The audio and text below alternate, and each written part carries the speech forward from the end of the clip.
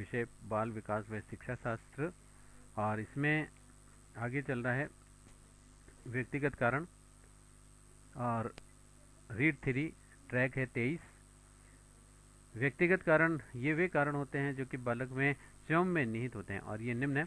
एक तो शारीरिक और दैहिक कारण, बच्चों की शारीरिक क्षमता, स्वास्थ्य आदि का उनकी शैक्षणिक उपलब्धि पर काफ़ी प्रभाव पड़ता है, और शैक्षणिक दृष्टि से पिछड़े हुए अधिकांश बालकों में शारीरिक रूप से भी कोई ना कोई कमी पाई जाती है।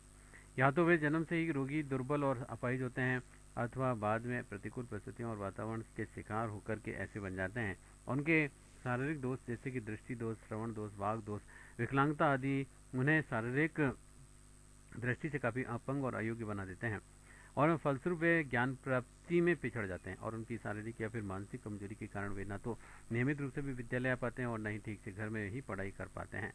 वे कक्षा तथा गृह कार्य पूरा नहीं कर पाते तथा कक्षा में असमायोजित रहते हैं, और परिणाम स्वरूप वे शैक्षणिक दृष्टि से बहुत ही पिछड़ जाते हैं। बौद्धिक मंदता दूसरा, पिछड़ेपन के लिए भी बौद्धिक शक्तियों का अविकसित रह जाना ही एक बड़ा कारण बन सकता है।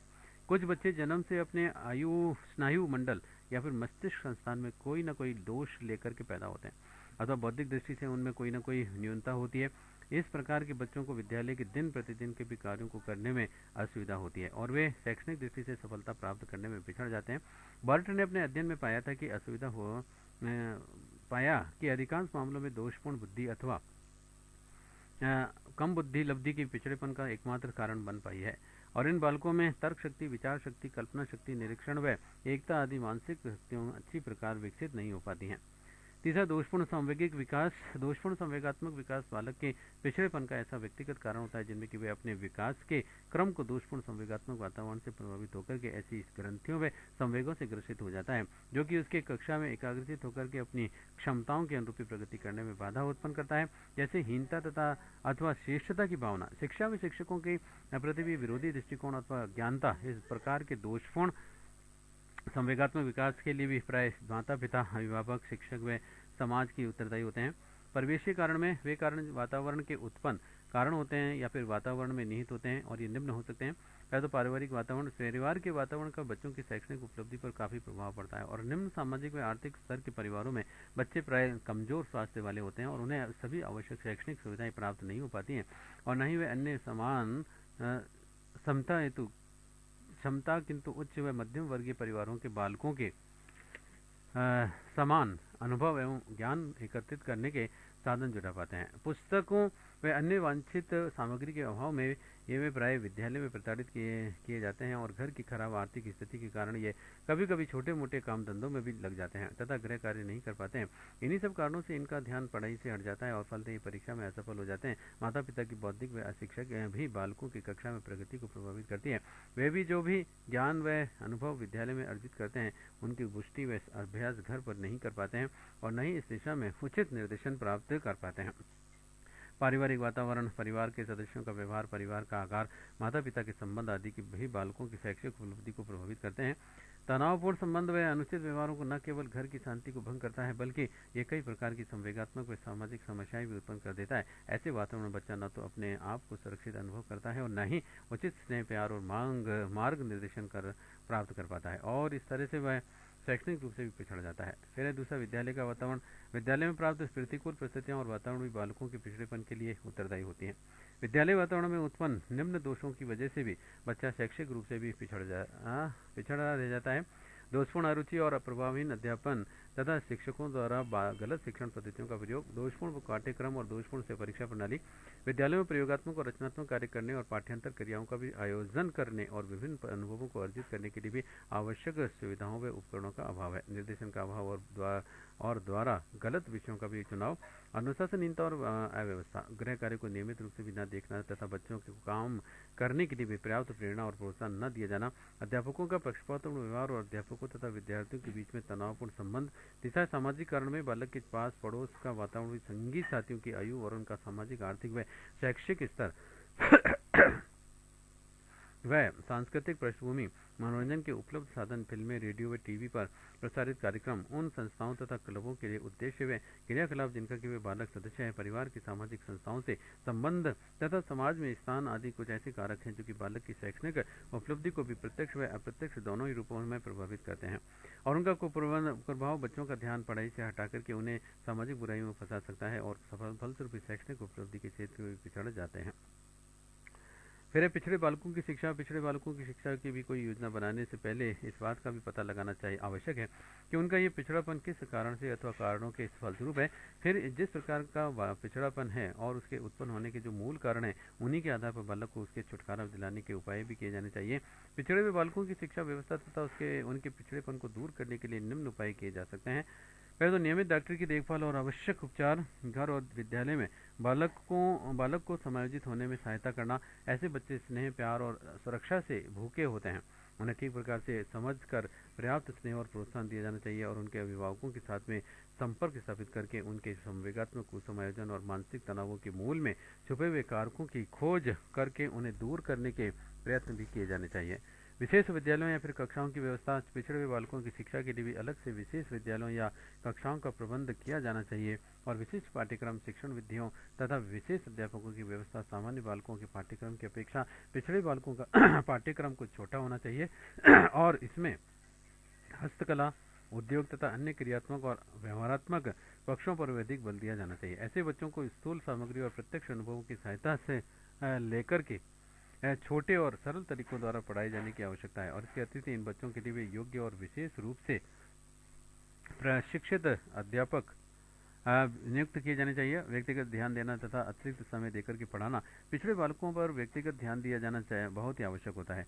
अभ्यास कार्य करते समय भी, प्रश्न पूछते समय और गृह कार्य देते समय इन बालकों का पूरा ध्यान रखा जाना चाहिए और आवश्यकता अनुसार अतिरिक्त समय दिया जाना चाहिए। फिर पाठ्येतर क्रियाओं और विभिन्न प्रकार के अनुभवों और अध्ययन क्रमों की व्यवस्था करना। फिर ऐसे बालकों की प्रगति का पूर्ण लेखा जोखा लिखना चाहिए ताकि उनकी स्थिति को समय समय पर भी ठीक प्रकार से परिचित हुआ जा सके। निर्देशन सेवाओं की व्यवस्था। विद्यालय में निर्देशन सेवाओं की उचित व्यवस्था होनी चाहिए और अभिभावकों को उनके बालकों की योग्यताओं, रुचियों आदि में भी परिचित करने की नितांत आवश्यकता है।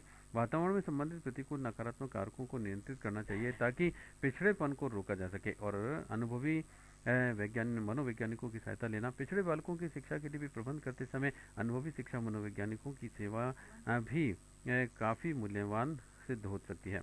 मानसिक रूप से भी पिछड़े हुए बालक जब मानसिक बौद्धिक करने की क्षमता स्थायी रूप से होती है तो उसे मानसिक अक्षमता या फिर मानसिक मंदता कहते हैं। मानसिक अक्षमता ऐसी स्थिति में है जो कि मानसिक विकास और शारीरिक वृद्धि की गति को धीमा कर देती है और ये कोई रोग या फिर बीमारी नहीं है, वरन मस्तिष्क की पूरी तरह से विकसित न हो पाने के भी कारण उत्पन्न एक स्थिति है। मानसिक रूप से पिछड़े हुए बालक ऐसे बालक होते हैं जिनमें की सामान्य बुद्धि या फिर मानसिक क्षमताओं वाले बालकों की तुलना में बहुत ही कम बुद्धि या मानसिक क्षमताएं पाई जाती हैं। इनकी मानसिक योग्यता और क्षमताओं की वृद्धि और विकास की गति बहुत ही कम होती है और एक तरह से एक अवस्था में आकर के लगभग रुकी सी जाती है। हो सकता है कि बच्चे में मानसिक मंदता जन्म से हो या फिर जन्म के बाद में आए और मानसिक रूप से अक्षम बच्चों को चलना शुरू करे के से खाना खा पाने, बोलना शुरू कर पाने व विकास के अन्य निर्धारित मानदंडों तक पहुंचने में सामान्य बच्चों की अपेक्षा अधिक ही समय लगता है और वे अपने आप से तथा अपने परिवेश से समायोजित होने में काफ़ी कठिनाइयाँ व असमर्थता अनुभव करते हैं।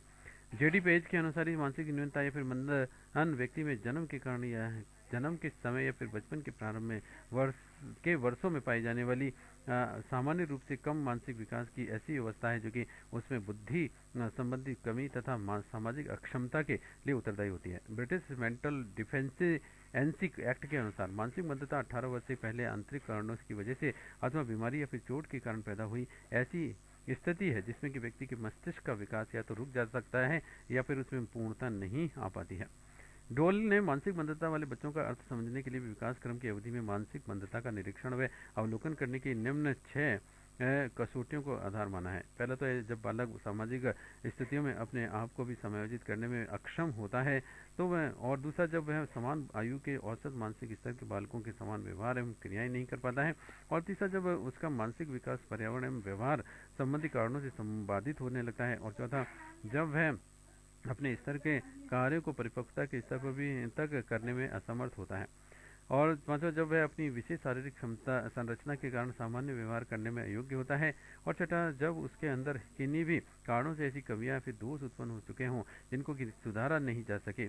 उपरोक्त परिभाषाओं के अध्ययन से स्पष्ट हो जाता है कि मानसिक मंदती बालक होते हैं और जिनमें उनके मस्तिष्क की बुद्धि और विकास की दृष्टि से काफ़ी न्यूनताएं भी मंद और औसतन कमियां भी पाई जाती हैं, और जिससे कि उनकी बौद्धिक क्षमताओं पर इस सीमा तक प्रतिकूल प्रभाव पड़ता है और उन्हें अपने वातावरण के साथ समायोजित होने में इतनी अधिक परेशानियां आती हैं कि उन्हें अपने कल्याण तथा शक्ति के विकास हेतु विशेष देखभाल और शिक्षा दीक्षा की जरूरत पड़ती है। और मानसिक रूप से पिछड़े बच्चे में मानसिक विकास की दर धीमी पड़ जाती है और तथा उनकी मानसिक आयु उसकी कार्य कालक्रमणिक क्रमिक आयु से भी कम रह जाती है। और उदाहरण के लिए जैसे एक बालिका जो कि 6 वर्ष की है और उसका मानसिक विकास 3 वर्ष के बच्चे के बराबर हो सकता है।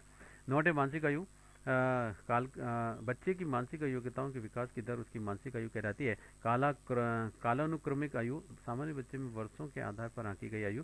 फिर मानसिक रूप से पिछड़े हुए बालकों की विशेषताएं। प्राय ये बालक शारीरिक विकास में सामान्य बालकों के समान ही होते हैं, लेकिन मानसिक मंदिता की मात्रा अधिक होने पर यह दैहिक दोष व विकृतियों के आधार पर इसको सामान्य बालकों से अलग पहचाना जा सकता है। इन बालकों में प्राय अनेक शारीरिक विकलांगता की स्थितियां देखने को मिलती हैं, जैसे कि बहरापन, गूंगापन, अंधता, मस्तिष्क की आघात तथा पेशीय समंजन की असमर्थता आदि। मंदबुद्धि बालक अधिकांश से अस्वस्थ होते हैं और इनके माता पिता का बौद्धिक स्तर भी निम्न होता है। ये प्राय निम्न आर्थिक सामाजिक स्तर के परिवारों में होते हैं, जहाँ की स्वस्थ वातावरण एवं संवातन की सुविधा का अभाव होता है और सामान्यतः इनकी बुद्धि लब्धि 75 से कम होती है। निम्न बौद्धिक स्तर के कारण इनमें अपरिपक्व की गति मंद हो जाती है और ये स्मरण शक्ति, प्रत्यक्षीकरण, भाषा योग्यता, कल्पना शक्ति व क्रियात्मक योग्यता आदि मूल मानसिक क्रियाओं में भी सार्थक रूप से भी धीमी गति से निम्न स्तरीय प्रगति करते हैं। ये बालक शैक्षणिक दृष्टि से सामान्य बालकों से कम 2 या 3 वर्ष पिछड़े होते हैं।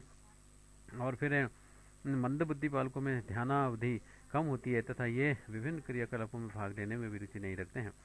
इनमें एकाग्रता तथा सृजनात्मकता का अभाव होता है। ये वे प्राय घर तथा आस पड़ोस से सीखे हुए व्यवहारों की पुनरावृत्ति करते हैं। मंदबुद्धि बालक और बौद्धिक अक्षमताओं के कारण भी उच्च कौशल के कार्यों को करने में असमर्थ होते हैं। मानसिक रूप से पिछड़े हुए बालक की जांच व पहचान। यह जांचने के लिए कि कोई बच्चा मानसिक रूप से मंद है या नहीं, हमें उन क्षेत्रों का अवलोकन करना होगा जिसमें कि ऐसे बच्चों का विकास विलंब से होता है और कई क्षेत्रों में तो उसका विकास उनकी आयु के आधार पर भी अपेक्षित विकास से धीरे होगा। और वे क्षेत्र जो कि मंद बुद्धि की स्थिति में सामान्य रूप से प्रभावित होते हैं निम्न प्रकार हैं। संप्रेषण। मानसिक रूप से अक्षम बच्चे को भाषा और क्रिया दोनों के माध्यम से संप्रेषण में कठिनाई होती है और वे सामान्य बच्चों की तुलना में देर से बोलना सीखते हैं और उनका शब्द भंडार कम होता है और ठीक तरह से शब्दों का भी उच्चारण करने में वे कठिनाई होती है और उनका उच्चारण अस्पष्ट भी होता है और अस्पष्ट हो सकता है।